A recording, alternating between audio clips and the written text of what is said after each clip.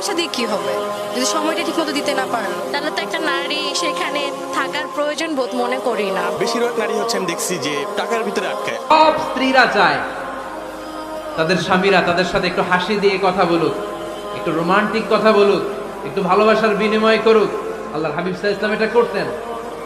মিষ্টি মিষ্টি কথা শোনান, বলবেন যে তুমি আমার কৈতরী, তুমি আমার পরাণ পাখি, তুমি আমার ময়না পাখি। এই জাতীয় ভালোবাসার আপনারা অনেক জানেন, এগুলো আমি জানি। যা যা বলা লাগে সব বলবেন। স্ত্রীদের সাথে কোমল আচরণ করবেন, রূঢ় আচরণ করবেন না। হাদিসে এসেছে খলিকনা মিন দিলা, নারীদেরকে বাঁকা পাঁজরের হাড় থেকে তৈরি। প্রত্যেক স্বামীর বাঁকা হাড় থেকে তার স্ত্রী তৈরি এমনটা নয়। সাইয়েদনা আদম আলাইহিস সালামের বাঁকা পাঁজরের হাড় থেকে হাওয়া আলাইহিস সালামকে তৈরি। ফলে ওই একটা বাঁকা স্বভাব প্রত্যেক নারীর ভেতরে আছে না নাই? এই বাঁকা হাড্ডির সোজা করতে গেলে হাড্ডি ভেঙে যায়, আর রেখে দিলে বাঁকাই থেকে যায়। এজন্য বিষ্ণু বলেন ফাস্তাউসু বিন নিসাই খায়রা, কোমল আচরণ করো, ভালো আচরণ করো, ভালোবাসার কথা বলো, স্ত্রীকে ভালোবাসার কথা শোনাবেন। প্রতিদিন কমসে কম স্ত্রীকে 10 বার বলবেন আই লাভ ইউ। কি বলবেন? ওই ছোট ছোট বাচ্চারা কয় আই লাভ ইউ। তোমরা না মিয়া, যারা বিয়ে করছেন তারা, যারা বিয়ে করেছেন ভাবিকে বলবেন, মানে আপনার স্ত্রীকে কি বলবেন? আওয়াজ করে বলেন, কি বলবেন? পারবেন? পারবেন বলতে? পারবেন তো? রিফকাম বিল কাওয়ারিদ, নারীদেরকে আল্লাহ রাসূল সাল্লাল্লাহু আলাইহি ওয়াসাল্লাম কাচের গ্লাসের সাথে তুলনা করেছেন।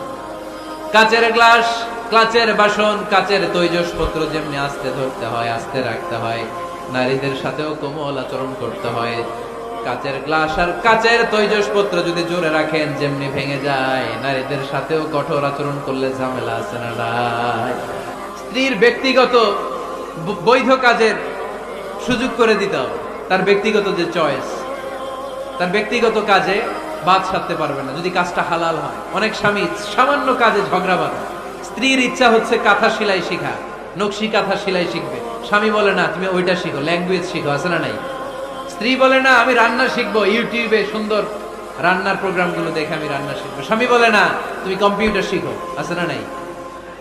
হালাল কাজে আপনি বাদ সাধবেন না। আম্মা জান আয়েশা রাদিয়াল্লাহু তাআলা আনহা ছোট্ট কাপড়ের পুতুল দিয়ে সাথীদেরকে নিয়ে ঘরে খেলতেন। বিশ্বনবী একদিন আম্মা জান আয়েশাকে নিষেধ করে নাই। আওয়াজ করে পড়েন সুবহানাল্লাহ।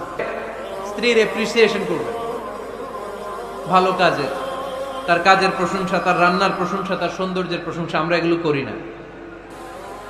আপনার স্ত্রী আপনার ঘর গোছায়, আপনার কাপড় চোপড় ধুয়ে রাখে, বাচ্চাগুলারে খাবার খাওয়ায়, আপনার জন্য রান্না করে, সারাটা দিন কত কষ্ট করে। একদিন আমি বলি নাই থ্যাঙ্কস, জাযাকাল্লাহ, জাযাকিল্লাহ, আল্লাহ তোমার উত্তম জাযা দেখ। বউ তুমি অনেক কষ্ট করো, পুরো ফ্যামিলিটাই তো তুমি দেখে রাখো, অনেক করেছো তুমি, তোমার শুকরিয়া।